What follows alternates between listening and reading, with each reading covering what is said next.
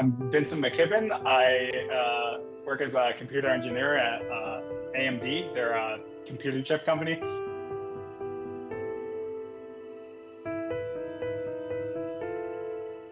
To me, it's always I'm Black and Chinese. You always put the two things together because I don't think that I think that there is a unique experience that biracial people have in general. And I think that even amongst biracials, there's an even more unique experience that double minority biracial people have. We're often going to Chinatown a lot of times. We were interacting with the Chinese community in Chicago a lot. And when growing up, we'd celebrate all of the different cultural festivals. So your Lunar New Year, your Mid-Autumn Festival, had mooncake. But when it came to the Black side, it's just one of those things is that my skin color, I'm just brown. So because of that, you're always going to be treated as a Black American. My name is Nalani McClendon. I grew up in suburban Chicagoland. I have lived here most of the time. My mom is Chinese, born in Hawaii, and so she's on one side of her family, third generation. My dad is Black from Illinois, but he has roots. You know, my dad's family has really long roots in the South, and there maybe about 5 generations of his family have been on the mainland. As I was growing up, to be culturally mixed, racially mixed, it was like an unspoken for many folks. So to really say, hey, you know what, I'm Black and I'm Chinese, people would not really get that. I'm Jake McKibben. I grew up and live in Chicago.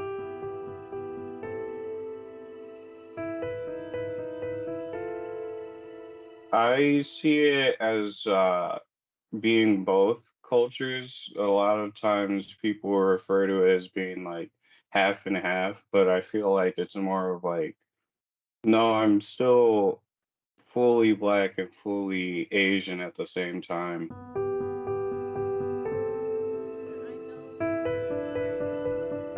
When it comes to my particular vote, it's not really, whatever the race of the candidate doesn't particularly matter to me. But for other people, the representation matters, because if your only representation of Black people on media has been gang members or drug dealers, et cetera, then that will taint your view of it. And I think that most racism comes from ignorance, where it's like, if you're from rural buttfuck nowhere and it's majority white, then you've just never experienced other races. So your only perception of those races are going to be marked by whatever stereotypes you got from either your parents or the media you consumed. So I think it's important in that respect. So it's more important to the people that aren't in your group than the people that are, I think, for that representation. When Kamala Harris was running for president, I actually ran as a delegate. I was getting signatures as a delegate for her when she was running for president, because I thought, I felt that the way that, not just her lived experiences, but the way that she expressed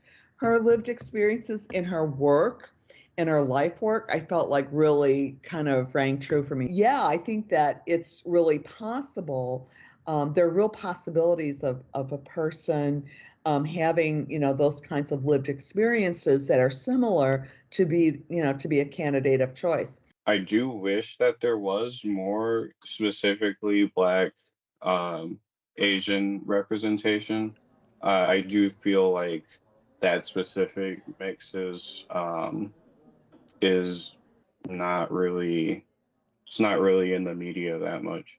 I definitely weigh more on policy than just their race. I do account for policy more, so maybe it's like a 75-25 percent, because regardless of who's on the screen, the policies are what affect us in our day-to-day lives.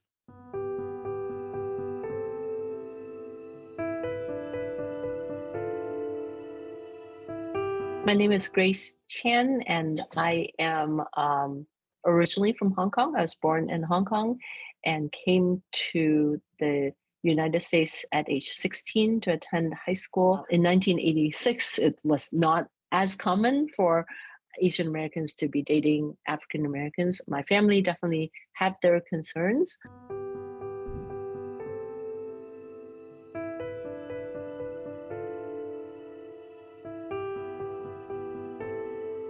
Because of their darker skin, and people generally don't realize that they're Asian, especially for the boys, right? That there's so much concern about police or law enforcement stopping young men more often, young Black men more often than other. So we do worry about this. I would definitely weigh the policy side more. I usually, pay a lot of attention to their policies and their platforms, and not only how they talk about their positions, but what experiences and accomplishments and commitments historically they have to these policy points. Well, I think that's to me is much more important than the race itself of the person.